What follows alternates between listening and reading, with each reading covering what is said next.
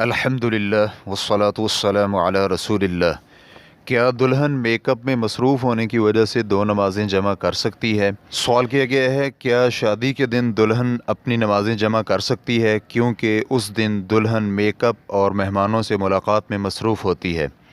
الجواب بعون الوہاب، شرعی طور پر ہر نماز کو اس کے وقت پر ادا کرنا واجب ہے کیونکہ فرمان باری تعالیٰ ہے ان الصلاۃ کانت علی المؤمنین کتابا موقوتا، بلا شبہ نماز مومنین پر وقت مقررہ میں فرض ہے۔ سورۃ النساء آیت نمبر 103۔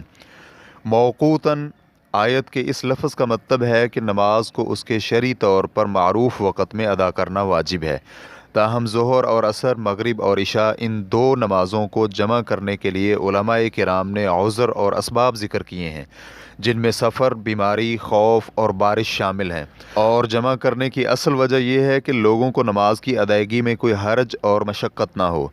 شیخ ابن عثیمین رحمہ اللہ کہتے ہیں نماز جمع کرنے کا سبب مشقت ہے، ماخوذ از لقاء الباب المفتوح۔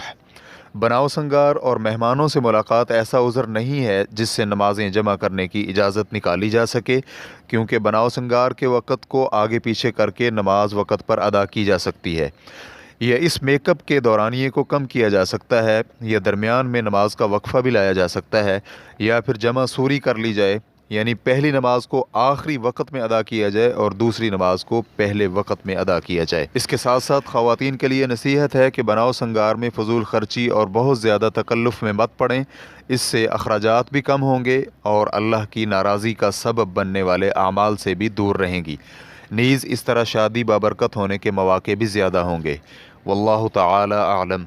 اسلام کیو اے ریکارڈنگز، مؤسسۃ الشیخ محمد صالح المنجد، المملکۃ العربیۃ السعودیہ، فتویٰ نمبر 2163664۔ والسلام علیکم ورحمۃ اللہ وبرکاتہ۔